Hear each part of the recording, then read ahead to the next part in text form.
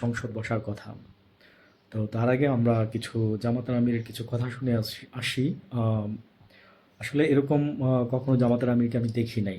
এজন্য আমি বললাম। তো তারপরে আমি আবার বলতেছি।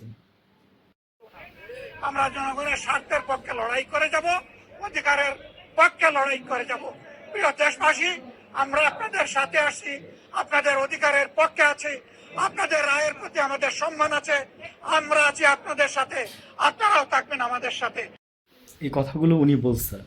তো আমরা এই কথাগুলো ফার্স্টে থেকে বলে আসতেছি জামাতের আমির, যে আমরা আপনাদের সাথে আছি, আপনারা আমাদের সাথে আছেন এবং আপনারা আমাদের দায়িত্ব নিচ্ছিলেন যে ভালো একটা নির্বাচনের মাধ্যমে আপনারা ক্ষমতায় আসবেন জনগণের ভোটে। সেই প্রত্যাশাটা আমরা আপনাদের কাছ থেকে করছিলাম। কিন্তু আপনার যেই আমি পারফরমেন্সই বলবো যে আপনি দেখাইলেন, সেটা আমার খুবই ভালো লাগছে। এই জন্য আমি আপনাকে ধন্যবাদ দিচ্ছি মন থেকে। হ্যাঁ, তবে জুলাই সনদ নিয়ে কিন্তু আপনারা বলতেছেন যে প্যাকেজ এবং ডেপুটি আপনার ইয়ের কথা, স্পিকারের কথা, তো এগুলো মেনে নেবেন না। আপনারা সব কিছু মানলে একবারই মানবেন। আপনারা বয়কট করছেন, অনেক কিছু করছেন। আমি এখানে কিছু ইম্পর্টেন্ট কথা বলবো, যেটা হচ্ছে যে দেখেন, আপনারা ভুল করেন না, বারবারই কিন্তু ভুল করতেছেন। তো ভুলটা কেমন আমি আপনাকে একটু বলি। সেটা হচ্ছে যে আপনারা সংসদে যাবেন, হ্যাঁ, সংসদটা ছাড়বেন না, নাহলে কিন্তু আপনারা কথা বলতে পারবেন না।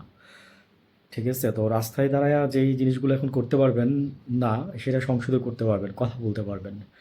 তো আমি এই একটা কারণেই কথা বলতেছি। তো মানে জাতির স্বার্থে আপনারা উম, আহ, আজকে দ্বিতীয় সংসদ বসবেন, অনেকেই বলতেছে যে আপনারা হয়তোবা এই সংসদ আপনাদের লাস্ট সংসদ হইতে পারে।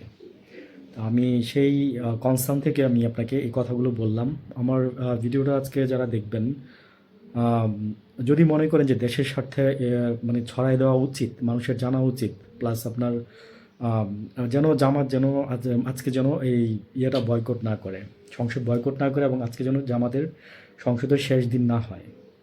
তো এটাই হচ্ছে আমার মূল মেসেজ। আপনারা দেশকে ভালোবাসলে আমি কষ্ট করে যেমন আপনাদের জন্য কথা বলি বা বলতেছি, আম, তো আমিও আপনাদের কাছ থেকে এতটুকু আশা করব যে আপনারাও দেশের স্বার্থে এই জিনিসগুলো একটু ছড়াই দিয়েন। আমার জামাতের আমিরের প্রতি যে কথাগুলো বলছে আমার খুব ভালো লাগছে, এবং আমরা আপনার সাথে আছি প্রথম থেকেই বলছি।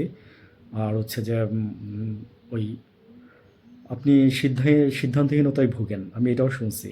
তো দেখেন এই ধরনের কোনো ভুল কাজ করেন না। আমার মনে হলো যে এটাই সবচেয়ে বেটার, কারণ বিশৃঙ্খলা সৃষ্টি করার চেয়ে আপনারা যেখানে যেটা স্থান ওখানে বসে আপনারা কথা বলেন। ভালো থাকবেন সবাই। আসসালামু আলাইকুম।